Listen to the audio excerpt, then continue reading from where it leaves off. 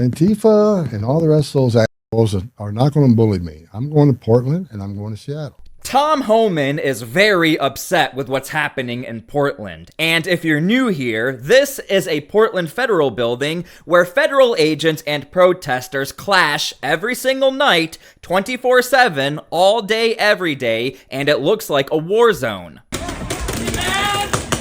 Uh-oh. Dang it. Oh, they're triggered! The situation is only getting worse in Portland. The Portland police are not supporting the federal agents. News reporters are having to run into the federal building to escape protesters. Tom Homan has had enough. Now, we're going to dig into all of this in this video. So before we start the video, make sure to please like the video. It's the #1 way you guys are helping this channel, but it also helps others see the videos as well. And people need to know what's going on in Portland right now. Antifa and all the rest of those assholes are not going to bully me. I'm going to Portland and I'm going to Seattle.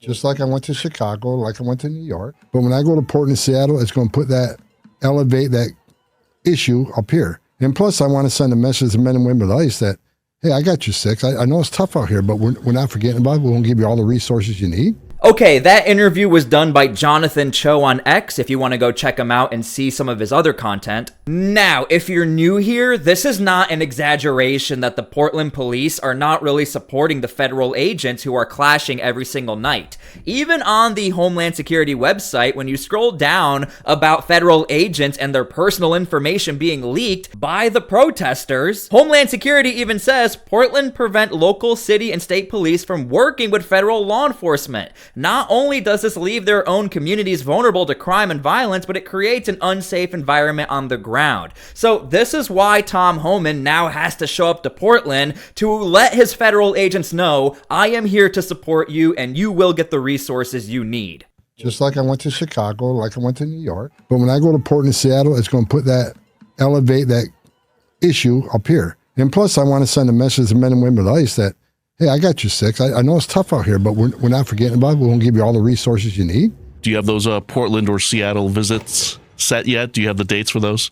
It's coming. I don't have the exact date, but I talked to my chief of staff today, and she'll be working on it. I will be in Portland. I will be in Seattle, and you can count on it. Matter of fact, we're going to double down, triple down. Before we continue, make sure to please subscribe to my channel so I can give you guys updates on the Portland story. This is so underreported and people need to know what's going on in Portland. Thank you. Again, it's a very big deal for the Trump administration to finally send in somebody with high influence to take care of this situation.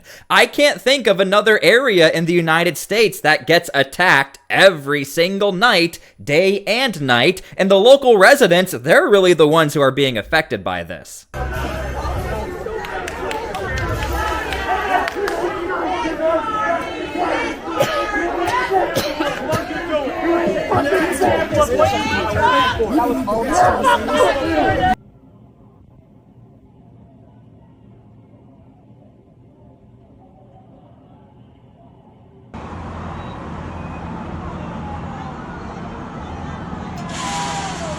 So that was reporter Katie Davis-Court. Her and Honey Badger Mom have had to both go inside of the federal building in order to seek some sort of assistance or help from these protesters. Basically, the protesters are now taking it upon themselves to start searching IDs and look into who's in the crowd. If they don't align or mix in with the crowd, then you pretty much have to fear for your life. And then when they saw me, then they started taking their anger out on me, and I had, I think, about 15 of them swarm me, call me cop, call me undercover, all kinds of stuff, and it's just not safe for me to be here tonight, so. That was M. Adams on X. Again, this entire story is so underreported, we are relying on like 5 journalists to actually get the story of what's happening on the ground. And M. Adams is even saying they thought he was an undercover cop and started going after him.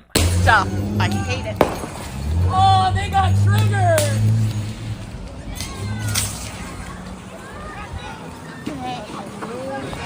I hate this.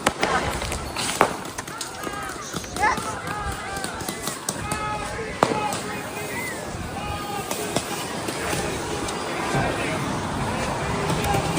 I know what you're all asking. Where is the police department? This is like the #1 question everyone asks. We'll get to that in a second, but I want to show you a local resident has taken it upon themselves to actually destroy one of the encampments because the local police are taking too long to do their job.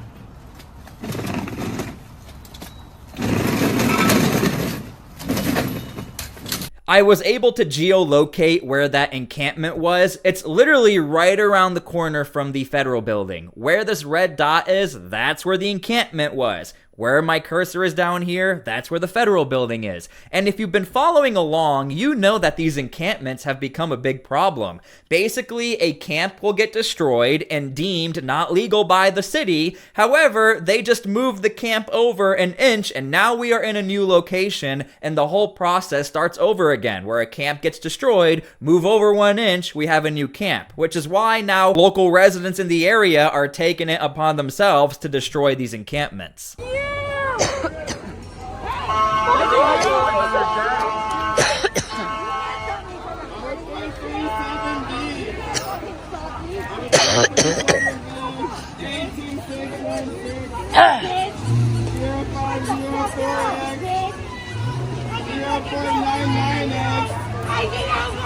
You need more women. That shit is weak. Okay, so I was doing research for this video to figure out what exactly is going on with the Portland Police Department.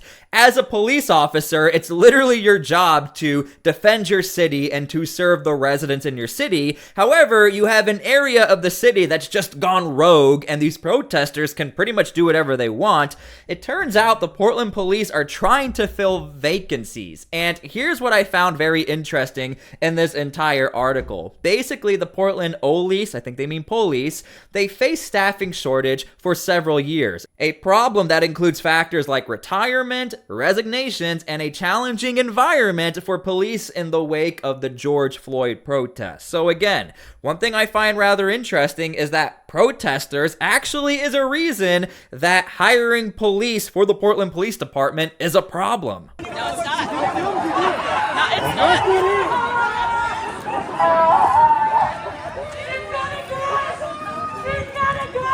Pepperball gun. That's a pepperball gun. Pepperball gun! Fucking shoot somebody right here. Okay, so this is Honey Badger Mom getting cornered, but I want to show you guys how the Portland police, this is really a situation they should be taking care of. Basically, the bushes you see right here, that's where Honey Badger Mom was getting cornered and Katie Davis Court. The point I'm trying to make is this is off of the federal property. Again, this all happened right here. We are not on federal property. Thus, this is the jurisdiction of the Portland police to be out there and to make sure journalists can actually do their job and proper protesters are actually safe. But again, Katie Davis Court and Honey Badger Mom basically had no choice but to go onto the federal property and into the federal compound to make sure they are safe and actually get some assistance from security assets in the area. Every sanctuary city is unsafe. I'll say it again, sanctuary cities are sanctuaries for criminals. And I'm going to work very hard with Secretary Noem to keep President Trump's promise and his commitment several weeks ago that sanctuary cities are now our priority. We're going to flood the zone. You don't want to let us into jail to arrest a bad guy in the safety and security of a jail. You want to release him into the street, which makes it unsafe for the community, makes it unsafe for the officer, makes it unsafe for the alien. Anything can happen on a street arrest. In that context, Tom Homan is specifically talking about New York City. However, in the broader context, he's also talking about all sanctuary cities. You have to remember, contextually speaking, with this situation in Portland, the staff here have really been on their own, but overall speaking in the entire country, Homeland Security has been understaffed when it comes to deportation operations. Now that there's money going to be flowing in, reason, now that more federal agents are going to be recruited to do jobs like we see in Portland, this is why Tom Homan now is sending a pretty direct threat to these sanctuary cities. They're going to flood the zone, meaning more and more agents will show up to sanctuary cities just like Portland. So what we're going to do, we'll have more agents in New York City to look for that bad guy. So sanctuary cities get exactly what they don't want, more agents in the community and more agents in the work site. If we can't arrest a bad guy in the safety and security of the county jail, then we'll arrest him in the community, and we'll arrest him in the jail. And when we arrest him in the community, if he's with others that are in the country illegally, they're coming too. Sanctuary cities are sanctuaries for criminals. President Trump is not going to tolerate it. And I'll work every day with Secretary Noem to make sure we get as many bad guys, illegal aliens out of this country that we can. Now, it's also being reported there is a ton of anticipation for Tom Homan to show up to Portland. These protesters are also really banking on the fact that this federal building might not be around too much longer, because according to the city of Portland, and if you've been following along, you know about this, according to the city of Portland, they might be able to cancel this contract that has to do with this building and the federal agents who are inside of it.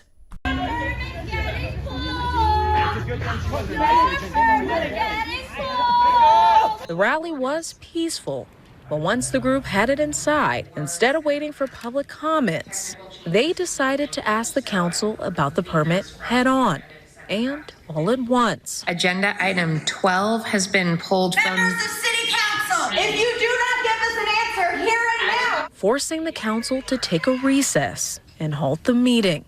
Revoke the ICE permit! Revoke the ICE permit! There's people complaining. Now, not to be the bearer of bad news, the city doesn't really have a way to even end this permit or contract they are accusing Homeland Security of breaking. So, I don't know how the city is going to navigate all of these protesters who are already showing up to the city chambers and telling the city council members, you guys better figure this out or it's going to be a problem for you. So, make sure to please subscribe to my channel for that, because I really do think this will all spill over, and these city council members are going to be dealing with these protesters very soon if they can't figure out how to actually legitimately end this contract. But protesters like Max say a visit from Homan would likely grow that movement. Knowing Portland, when something really bad happens, or someone who we dislike comes, it's going to draw more people in to understand what's happening. During the nearly 1 month long stand outside the ICE building in Portland, PPB has arrested 25 people. A riot was declared once. PPB says a riot is declared when 6 or more people are taking violent actions during a protest. I wanted to show you guys that clip because even the Portland Police Department has a standard as to what exactly a riot is. But if the standard is 6 or more people, this clip that was taken only a couple of days ago from the time of me making this video, why was this not deemed a riot?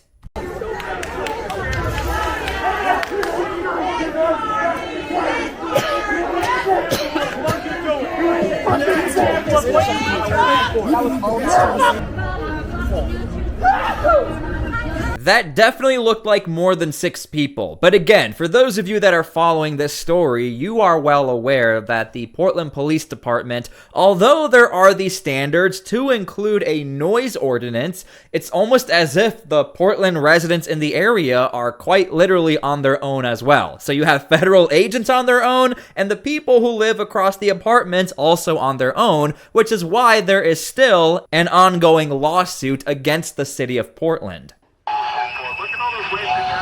It's shrill and bells and whistles and air raid siren sounds.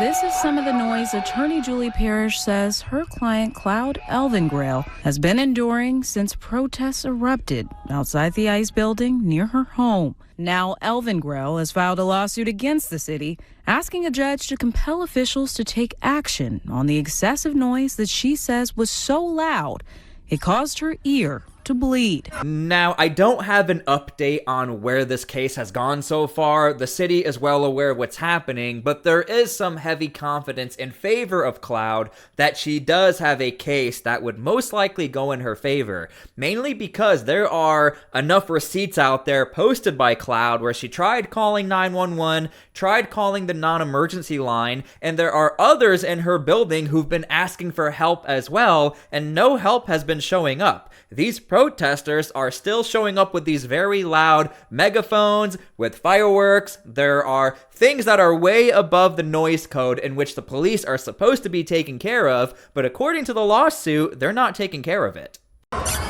This is straight up a lawsuit to ask a judge to tell the city, do your job. We spoke with other people who live in Elvingrell's building, and one neighbor, Tim Polk, said he understood her plight. At nighttime, there's a lot of people who are just living here like 24 hours a day. And it's been like a month and a half now, them just screaming, using megaphones, and they have air horns going on, and they'll like, I've tried talking to people and they just start screaming at me. It's like just super aggressive, really inconsiderate of the neighborhood. Polk says there is a fear in the neighborhood amid the protest, and he says that fear caused him to decide to get a taser to stay safe. So this is the update we have so far of the Portland situation. Please go follow those news reporters who are covering this story that I shout out. I'm shouting them out on purpose because if we didn't have them, like the 3 to 5 people who give us the clips to watch and consume, we don't know what's happening in Portland, okay? So we need those reporters to get some support so that we can continue to report on this story as well and watch all these clips. Thank you guys so much for being here. God bless. Thank you for everything, and we'll see you all later.